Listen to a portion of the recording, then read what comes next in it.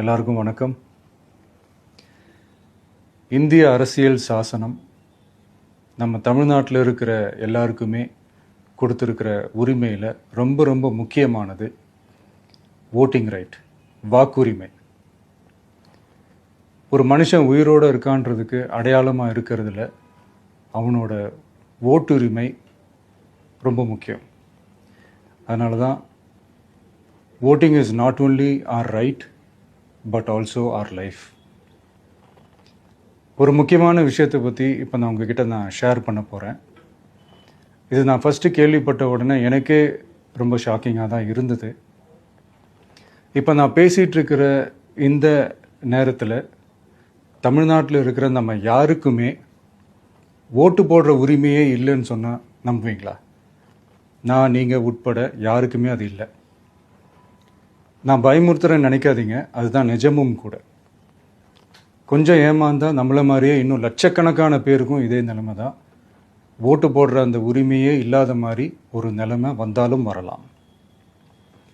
இதுக்கு main reason அந்த SIR, special intensive revision, சிறப்பு தீவிர திருத்தம். இப்போது இந்த எஸ்ஐஆர் நம்ம தமிழ்நாட்டில் எப்படி ஒர்க் ஆக போகுது? கடந்த ஜனவரி மாதம் எடுத்த அந்த கணக்கெடுப்பில் 6,36,00,000 வாக்காளர்கள் நம்ம தமிழ்நாட்டில் இருக்கிறாங்க. ஆனால் அவங்க யாருக்குமே இந்த ஓட்டு போடுற உரிமையே இல்லை. அந்த பிஎல்ஓன்னு சொல்லுவாங்க, பூத் லெவல் ஆஃபீஸர்ஸ், வாக்குச்சாவடி நிலை அலுவலர். அவங்க தான் வீடு வீடாக போய் அந்த ஃபார்மை கொடுப்பாங்க. அதை நம்ம ஃபில்அப் பண்ணி கொடுக்கணும். அதை தேர்தல் ஆணையம் அதை எடுத்துகிட்டு போய் அதை ஸ்க்ரூட்டினைஸ் பண்ணி அது எல்லாமே கரெக்டாக இருக்கான்னு செக் பண்ணி பார்த்ததுக்கப்புறம் அந்த வாக்காளர் பட்டியலை வெளியிடுவாங்க. அந்த வாக்காளர் பட்டியலில் நம்ம பேர் இருக்கணும், அப்போ தான் நம்மளால் ஓட்டு போட முடியும். அந்த புது பட்டியல் வர்ற வரைக்கும் நம்ம வாக்காளர்களான்றது அது உறுதியே செய்ய முடியாது. இன்கேஸ் அந்த புது பட்டியலில் நம்ம பேர் இல்லைன்னா அது ஒரு தனி ப்ராசஸ், அது ஒரு தனி ஃபார்ம், அது ஒரு தனி கிளைம்ன்ற மாதிரி அது ஒரு வேறு வேலை.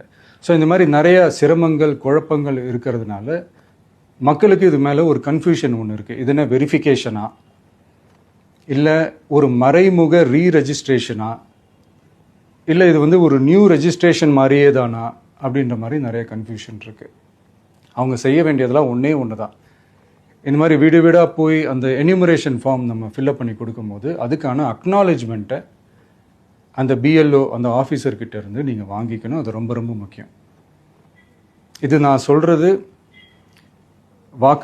வாக்காளர் பட்டியலில் ஆல்ரெடி உங்கள் பேர் இருக்கிறவங்களுக்கு நான் சொல்கிறேன்.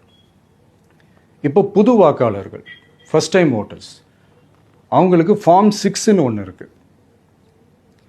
அதை நீங்கள் ஃபில்அப் பண்ணி நீங்கள் உங்கள் ஏரியாவில் இருக்கிற சம்மந்தப்பட்ட அந்த உங்கள் அலுவலகத்தில் நீங்கள் டைரெக்டாகவும் சப்மிட் பண்ணலாம், இல்லை நீங்கள் ஆன்லைன்லேயும் சப்மிட் பண்ணலாம். அப்படி ஆன்லைனில் நீங்கள் சப்மிட் பண்ணிங்கன்னா அதுக்கான ஸ்க்ரீன்ஷாட்டை எடுத்து வச்சுக்கோங்க. ஃபோனில் மெசேஜ் வரும், அதை சேவ் பண்ணி வச்சுக்கோங்க.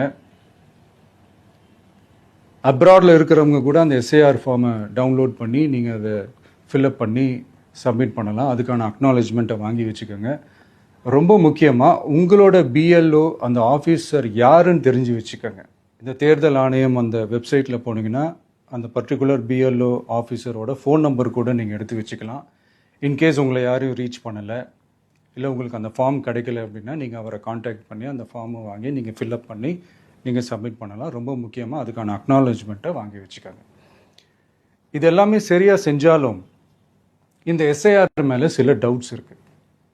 அது என்னென்னா, இந்த 6,36,00,000 வாக்காளர்களுக்கு ஒருத்தர் விடாமல் இந்த ஒரே மாதத்துக்குள்ளே எப்படி எல்லாருக்குமே அந்த ஃபார்ம் போய் ரீச் ஆகும்? ஒன்று. ரெண்டாவது, நீங்கள் வரும்போது வீட்டை பூட்டிட்டு வேலைக்கு போயிட்டு என்ன பண்ணுறது? இப்போ நீங்கள் வருவீங்கன்றதுக்காக வேலையெல்லாம் விட்டுட்டு வீட்டுக்குள்ளேயே உட்காந்துட்ருக்கணுமா? ஸோ இதில் மெயினாக பாதிக்கப்பட போகிறது உழைக்கிற மக்கள், ஏழைகள், வேலைக்கு போகிற பெண்கள். இவங்களுக்கு யார் கரெக்டான அந்த பதில் சொல்ல போகிறது? ஒரு நியாயமான எஸ்ஐஆர்னா என்ன நடக்கணும்? இப்போது இறந்து போனவங்கள மார்க் பண்ணி அதுலேருந்து டிலீட் பண்ணணும். இப்போ போலி வாக்காளர்கள் இருந்தாங்கன்னா அவங்கள மார்க் பண்ணி டிலீட் பண்ணணும். இப்போ ஆல்ரெடி ஓட்டு இருக்கிறவங்களுக்கு எதுக்கு இந்த ரெஜிஸ்ட்ரேஷன் என்ற பேரில் இவ்வளவு குழப்பங்கள் அப்படின்றது தான் எங்கள் கேள்வி. இப்போ புதுசாக வர வாக்காளர்களையோ இல்லை ஓட்டு இல்லாதவங்களையோ சேர்த்தா பத்தாதா? இப்போ ரீசெண்டாக நடந்த இப்போ எலெக்ஷன் 2021, 24 எப்படி எல்லாருமே ஓட்டு போட்டோம்? அதில் ஓட்டு போட்டவங்க கூட இப்போ புதுசாக ரெஜிஸ்டர் பண்ணணும்னா அது ஏன் அந்த கன்ஃபியூஷன் அப்படின்றத நாங்கள் கேட்குறோம். அதனால தான் நாங்கள் எஸ்ஐஆரை எதிர்க்கிறோம். இப்போ புதுசாக சில கம்ப்ளைண்ட்ஸ்லாம் வர ஆரம்பிக்குது. அது என்னன்னா முக்கியமாக நம்மளுடைய டிவிகே தோழர்களுக்கு அந்த ஃபார்ம் கிடைக்க மாட்டேங்குது, கொடுக்க மாட்டேன்றாங்க அப்படின்ற சில கம்ப்ளைண்ட்ஸ். இது யார் பண்ணுறாங்க அப்படின்றது நான் தான் சொல்லி தெரிய வேணும்னு ஒன்றும் அவசியம் இல்லை உங்களுக்கு. இப்போ இருக்கிற ஆட்சியாளர்கள் அவங்களுக்கு கைப்பாவையாக இருக்கக்கூடிய சில பேர் வந்து இதை செய்ய ஸ்டார்ட் பண்ணியிருக்கிறாங்க.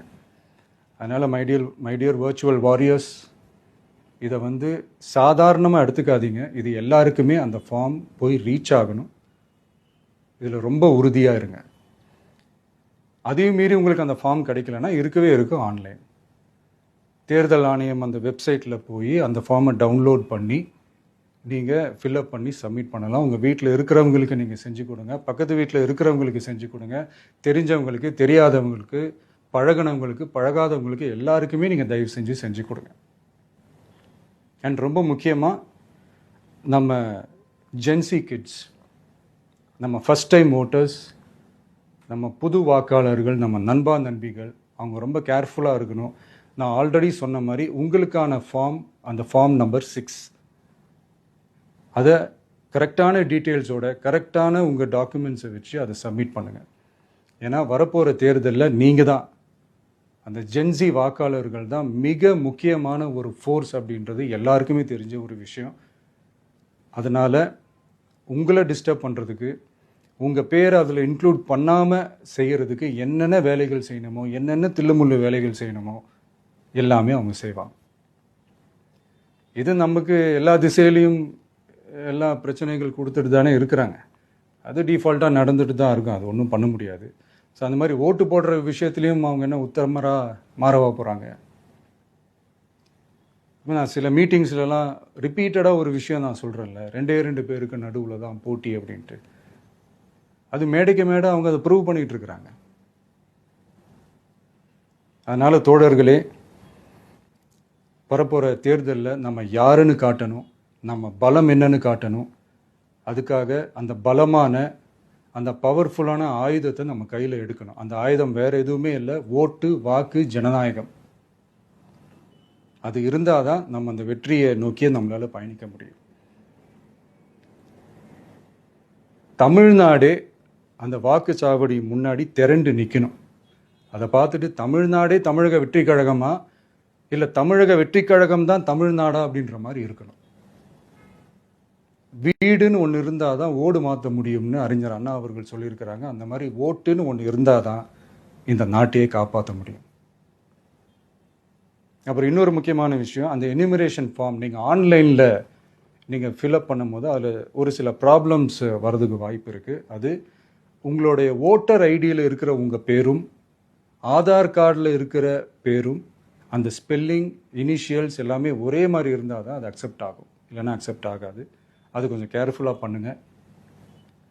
அது கொஞ்சம் யூசர் ஃப்ரெண்ட்லியாக இருக்கலாமேன்னு கேட்டதுக்கு அதெல்லாம் முடியாது, அதுக்கெல்லாம் வாய்ப்பு இல்லை, அதுக்கெல்லாம் ஆளுங்க இல்லை, பண்ண முடியாதுன்னு ரிப்ளை பண்ணிட்டாங்க. ஸோ அதனால் மைடியர் டிவிகே தோழர்களே, மைடியர் ஜென்சி படை பலமே, உஷாராக இருங்க, கான்ஃபிடென்ட்டாக இருங்க. நல்லதே நடக்கும், வெற்றி நிச்சயம். மீண்டும் சந்திக்கும் வரை நன்றி, வணக்கம்.